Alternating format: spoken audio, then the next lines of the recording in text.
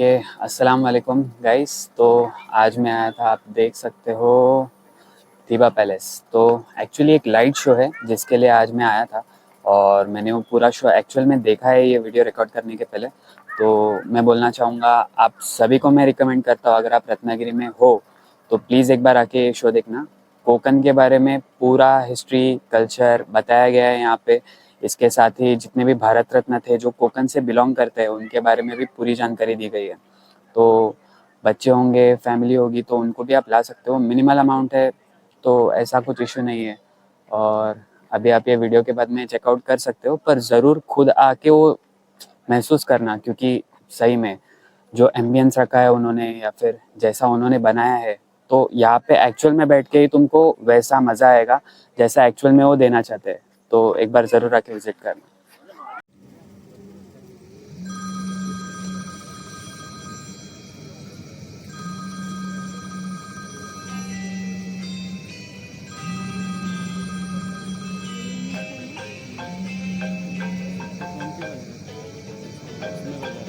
Speaker में बजा रहा है, फोन अलाउड नहीं।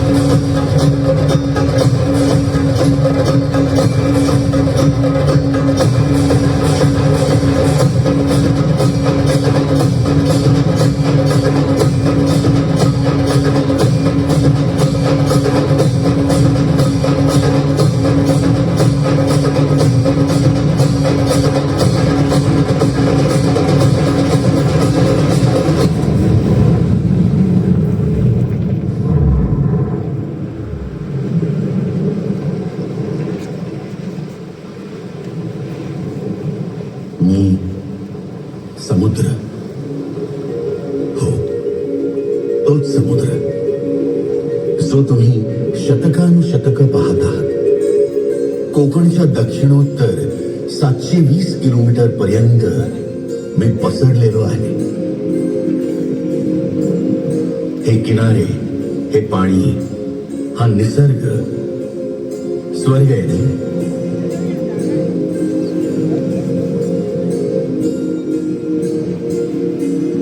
पृथ्वीवर कुठे स्वर्ग आहे का असा जर कोणी प्रश्न विचारला तर बेलाशक सांगून टाका, आहे। पृथ्वीवर स्वर्ग आहे आणि त्याचं नाव आहे कोकण। काळाचा एक विस्तीर्ण समुद्रही माझ्या सोबत पसरलेला आहे। मी पाहिली आहेत जंगल, डोंगर, धबधबे, नद्या, झरे, ओढे। मी पाहिली आहेत तीर्थक्षेत्र, घाट, राजवाडी, किल्ले आणि माणसं। काही स्त्रिया, काही पुरुष ज्यांची दूरदृष्टी खूप समृद्ध होती। काही तर माझ्या या प्रचंड लाटांहून बलवान होते, शक्तिशाली होते। आणि याच समुद्र किनाऱ्यावरून त्यातलीच एक व्यक्ती प्रत्यक्ष चालत गेली होती। आपण आजही त्यांना विसरलेलो नाही।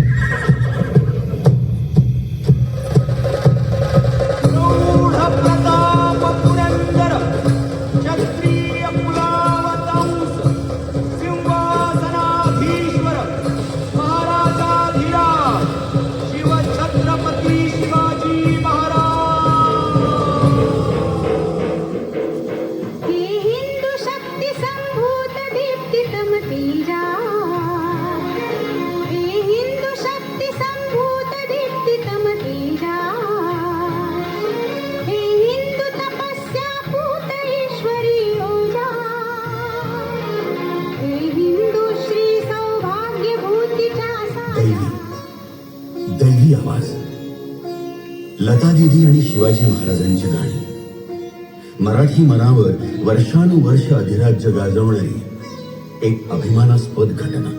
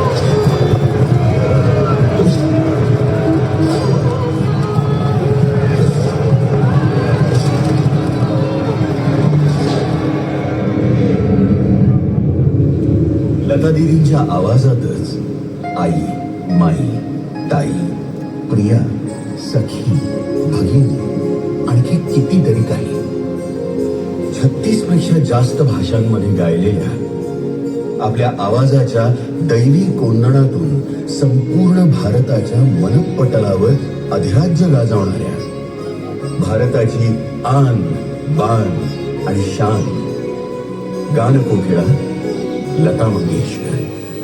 साल 2001 मध्ये त्यांना सर्वोच्च भारतीय पुरस्कारानं गौरवण्यात आलं, भारतरत्न.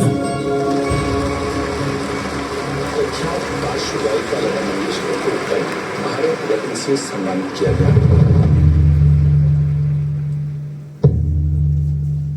ही आहे देसाईबाई, सावित्रीबाई देसाई. अतिशय धाडसी पण महामस्ताद.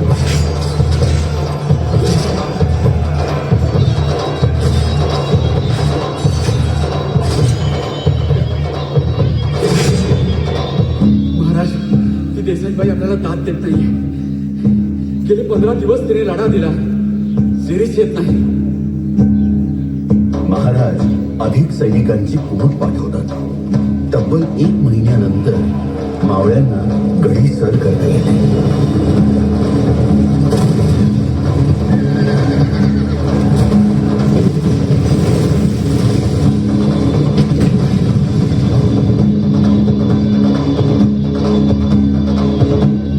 देसाईबाईला कैद करून महाराजांसमोर आणलं जातं. आता महाराज तिला काय शिक्षा देणार? दरबारात कुजबूज वाढते, पण शिवाजी महाराज देसाईबाईचा साडी चोळी देऊन सत्कार करतात, सन्मान करतात. तिच्या लढाऊ वृत्तीला महाराजांनी दिलेली ही दाद असते. शिवाजी महाराजांनी नेहमीच स्त्री सन्मानाला प्राधान्य दिलं. कल्याणच्या सुभेदाराच्या सुनेची गोष्ट आपल्याला ठाऊकच आहे. लढाईत कामी आलेल्या मावळ्यांच्या उर्वरित कुटुंबाची संपूर्ण जबाबदारी शिवाजी महाराज उचलत असत. त्यांच्या या प्रक्रियेला बाल परवेस असं म्हणत. कोकणच्या या समुद्रकिनारी स्त्री सन्मान आणि स्त्री शिक्षण या क्षेत्रात महान असं काम करून ठेवणारी आणखी एक व्यक्ती जन्मली. अण्णा म्हणजे महर्षी कर्वे. जन्म मुरुड. एखाद्या मुलीचा पती दुर्दैवानं तारुण्यातच जर मृत्यू पावला तर त्या मुलीला तिचं उरलेलं आयुष्य विधवा म्हणूनच घालवायला लागायचं. अशा काळात पहिल्या पत्नीच्या मृत्यूनंतर महर्षी कर्वे यांनी गोदूताई या विधवा मुलीशी पुनर्विवाह केला. गावानं त्यांच्यावर बहिष्कार टाकला, पण अण्णा डगमगले नाही. त्यांनी अनाथ बालिकाश्रमाची स्थापना केली. पुणे नजीकच्या हिंगणे इथं पहिली स्त्री शिक्षण संस्था काढली. 1916 मध्ये भारतातल्या पहिल्या महिला विद्यापीठाची अण्णांनी स्थापना केली. आज आपण त्या युनिव्हर्सिटीला SNDT म्हणून ओळखतो. अशा या महान कोकण सुपुत्राला 1958 मध्ये भारतरत्न हा सर्वोच्च पुरस्कार देऊन गौरवण्यात आला.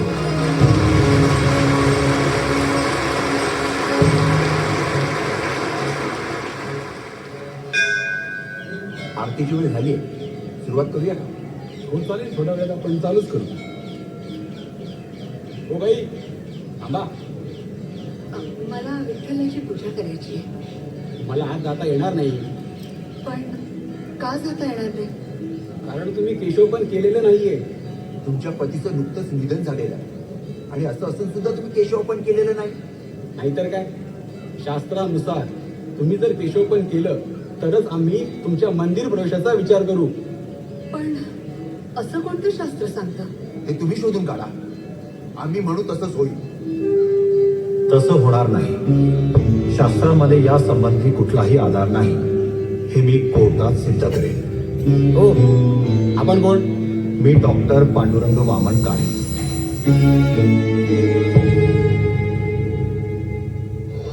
प्रधान अमात्य सचिव मंत्री सुमंत न्यायाधीश धर्मशास्त्री सेनापती त्यात तसे सुजाणा अष्टप्रधान शिवमुख्य राणा.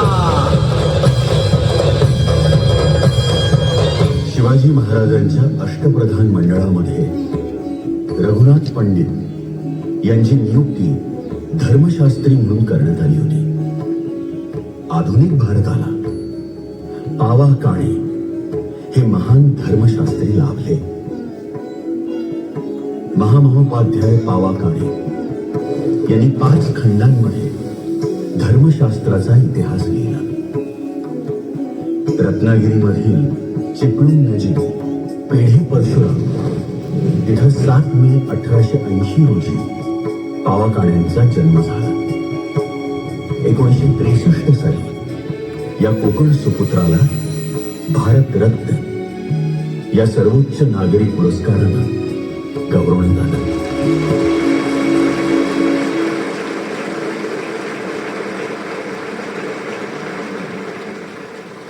रयतेस कोणी काडीचा आजार द्यावयाचा नाही. ज्याला जे पाहिजे, गवत हो अगर फाटे हो, भाजीपाले हो, बाजारात जावे, रास विकत आणावे. शेकोट्या कराल, चुली भलत्याच ठिकाणी मांडाल, तेव्हा अचानक वारे सुटल्यास हात बसले. एखादी खिडकी उडून गवताच्या गंजीवर पडेल तर दगा होईल. रात्री अपरात्री घरात लावलेल्या दिव्यांच्या वाती उंदीर पळवतील आणि आगी पेटतील. तेव्हा तेव्हा सगळीकडे लक्ष असावे. रयतेतील कुणीही पडीक जमिनी लागवडीखाली आणल्यास आम्ही शेतकऱ्यांस मोठ्या सवलती देऊ. तुमच्या जमिनीवर 4 वर्षांपासून 12 वर्षांपर्यंत थोडी थोडी अंशतः कर वसुली करू. असं आश्वासन देऊन लोकांमध्ये विश्वास निर्माण करून अधिकाधिक जमिनी शिवाजी महाराजांनी लागवडीखाली आणल्या. शेतकऱ्यांची, प्रजाजनांची इतकी काळजी करणारे शिवाजी महाराज. शेतकरी हीच स्वराज्याची ताकद आहे, शक्ती आहे, हे जसं शिवाजी महाराजांनी ओळखलं होतं, तसंच ते रायगड जिल्ह्यातल्या विनोबा भावे यांनीही ओळखलं होतं.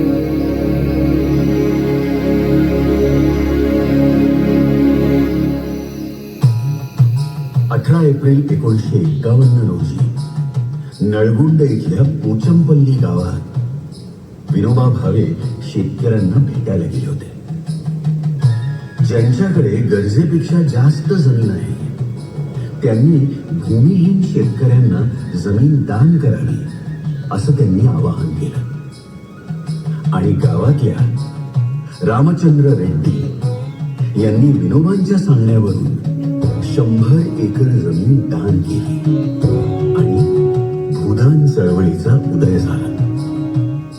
ही एक महान अशी रक्तविरहित क्रांती होती. Bloodless revolution. प्रजाजनांची काळजी करणारे शिवाजी महाराज आणि भूमिहीन शेतकऱ्यांसाठी दारोदार जमिनीची भिक्षा मागत फिरणारे विनायक नरहरी भावे. विनोबा भावे यांचा जन्म रायगड जिल्ह्यातील पेण इथं 11 सप्टेंबर 1895 रोजी झाला. त्यांना 1983 मध्ये म्हणजे मरणोत्तर भारतरत्न या सर्वोच्च नागरी पुरस्कारानं गौरवण्यात आले.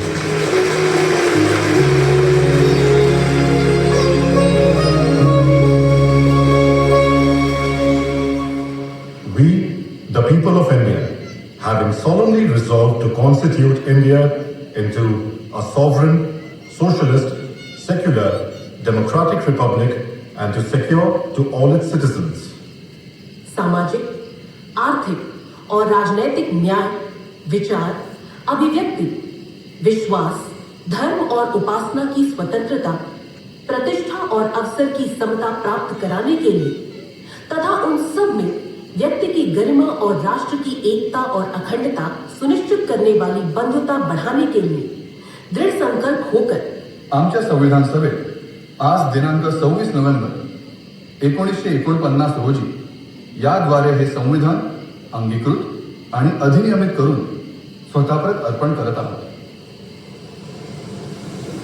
Liberty, equality, fraternity and justice.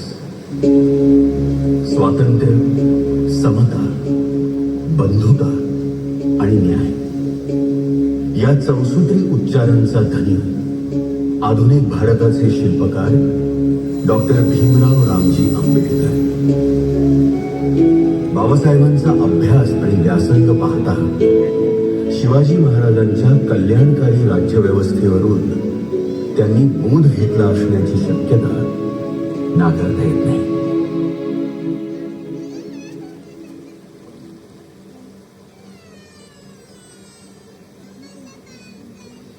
अरे शिव शिव शिव शिव, हे काय झाले? अरे थांबा थांबा, अरे थांबा, पाणी अशुद्ध केलं रे. नुसते बघताय काय? काय काय काय झालं? काय काय झालं? काय अरे या विहिरीवर सावलीच कशी पडली?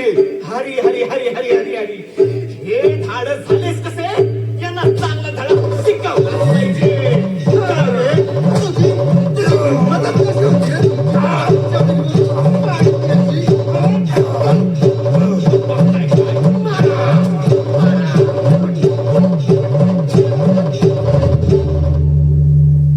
दिनांक 20 मार्च 1927 रोजी आपल्या नेतृत्वाखाली आंदोलन करून बाबासाहेब आंबेडकरांनी महाड येथील 14 तळं सर्वसामान्यांसाठी खुलं करून दिलं. शतकानुशतक रूढी, परंपरा, जातीपातीच्या चिखलात खितपत पडलेल्या भारतीय समाजाला खडबडून जागं करणारे भारताचे पहिले कायदा आणि न्याय मंत्री, संविधान सभेच्या मसुदा समितीचे अध्यक्ष, मुंबई विधानसभा परिषदेचे विरोधी पक्षनेते डॉक्टर बाबासाहेब आंबेडकर. मंडणगड तालुक्यापासून 17 किलोमीटरवर असलेलं कोकणातलं आंबडणे हे बाबासाहेब आंबेडकरांचं मूळ गाव. 1990 मध्ये कोकणच्या या सुपुत्राला मरणोत्तर भारतरत्न देऊन गौरवण्यात आले.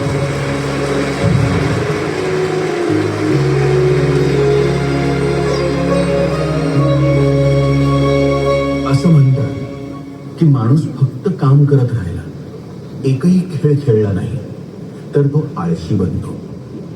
शिवाजी महाराजांनी हे ओळखलं होतं. शारीरिक चपळता, लवचिकता आणि ताकद यांच्यासाठी खेळ एक मावळा म्हणून खूप आवश्यक आहे, असं महाराज मानत असत. बहिर्जी नाईक, मदारी मेहतर, जीवा महाला, संभाजी कावजी असे अनेक मावळे दंड बैठका, विटीदंड, ढाल तलवार, भालाफेक या साऱ्या खेळात प्रवीण होते. आताच्या आधुनिक काळात युद्ध आणि चपळता यांची जागा आता फुटबॉल, हॉकी, ॲथलेटिक्स आणि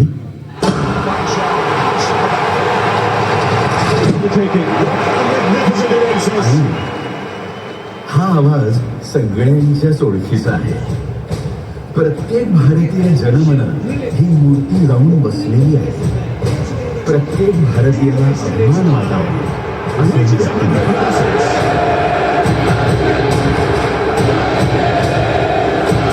वयाच्या अवघ्या 16व्या वर्षी क्रिकेट विश्वात पदार्पण करणारा सचिन तेंडुलकरही आपल्या कोकणातलाच. अनेक जागतिक विक्रम, अर्जुन, खेलरत्न पुरस्कार, पद्मश्री, पद्मभूषण यांनी गौरवान्वित झालेला सचिन तेंडुलकर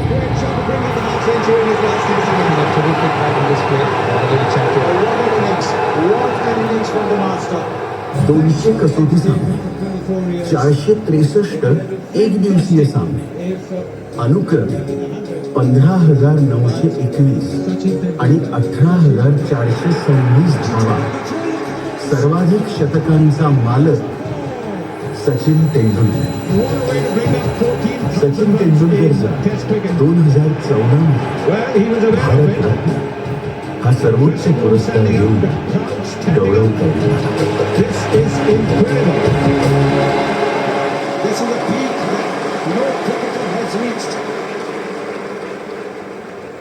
आजवर अशा 6 कोकण सुपुत्रांना भारतरत्न देऊन त्यांचा सन्मान करण्यात आलेला आहे.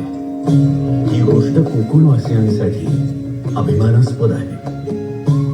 याशिवाय कोकणच्या या पवित्र भूमीत 7 नोव्हेंबर 1905 रोजी रत्नागिरी जवळच्या मालगुंड इथे जन्मलेले आधुनिक काव्याचे जनक कृष्णाजी केशव दामले उर्फ कवी केशवसूत.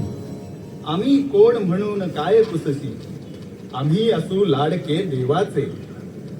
प्रकाश गेला तिमिर हरपला, काय म्हणावे या स्थितीला. झपूर जा गडे झपूर जा.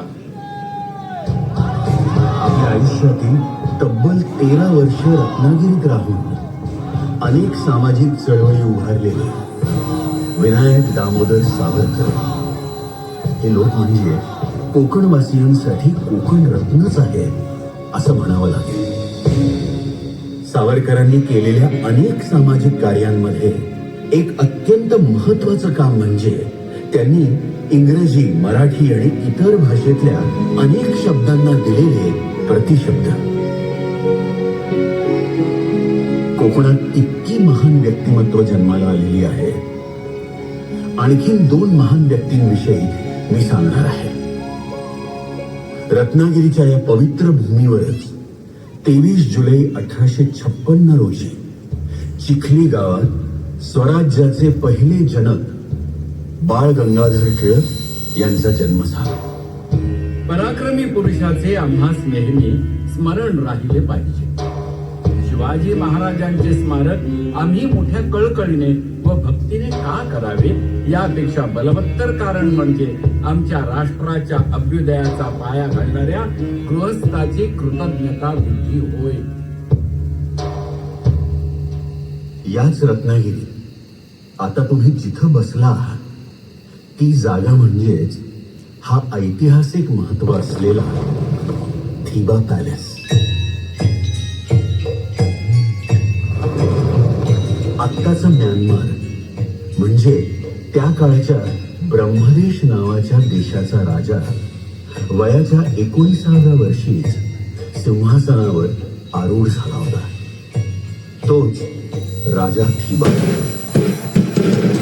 त्याच काळात बर्माचा काही भाग ब्रिटिशांच्या ताब्यात होता. ब्रिटिशांशी केलेल्या युद्धात थिबा राजा हारला. ब्रिटिशांनी त्याला आणि त्याच्या कुटुंबियांना कैद करून इथं रत्नागिरीत आणलं आणि त्यांच्यासाठी हा सुंदर असा थिबा पॅलेस बांधून दिला. सन 1906 मध्ये ब्रिटिश व्हाईसरॉयनं ₹1.25 लाख थिबा राजास हा महाल बांधण्यासाठी मंजूर केला.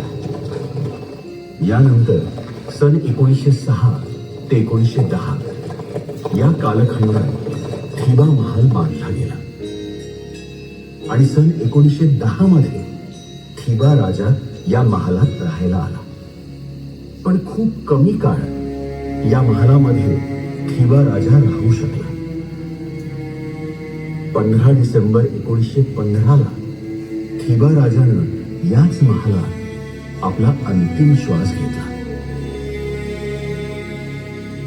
आज या महालात महाराष्ट्र राज्य सरकार पुरातत्व विभागाचं रत्नागिरी विभागीय कार्यालय तसंच प्रादेशिक म्युझियम कार्यरत आहे.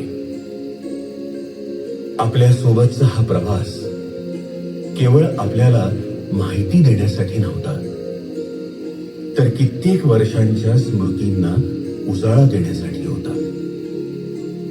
मला आशा आहे हा आपल्यासाठी केवळ ज्ञानाचा साठा नसून प्रेरणा स्रोत ठरावा.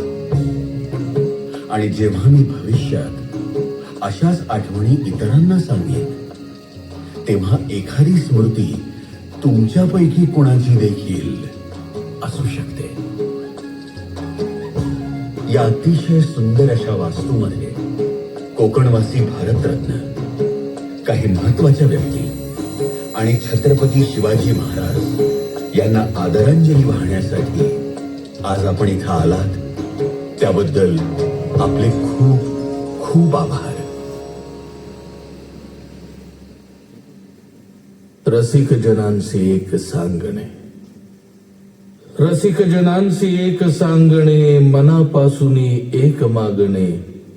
इतिहासाचे भान असू द्या, या साऱ्याची जाण असू द्या, सोबत या भारतरत्नांच्या देशाचा अभिमान असू द्या, देशाचा अभिमान असू द्या.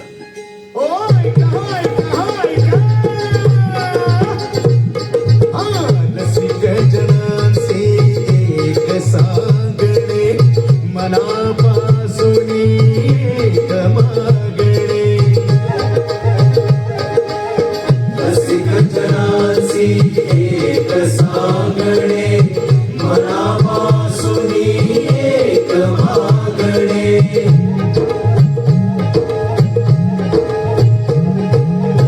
इतिहासाचे भान असू द्या, या साऱ्यांची जाण असू द्या, सोबत या भारत रत्नांच्या देशाचा अभिमान असू द्या, देशाचा अभिमान असू द्या, देशाचा अभिमान असू द्या, देशाचा अभिमान असू द्या,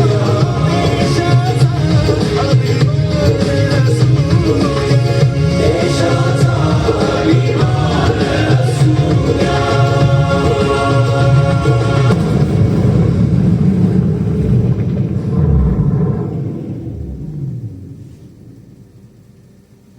छत्रपती शिवाजी महाराज की.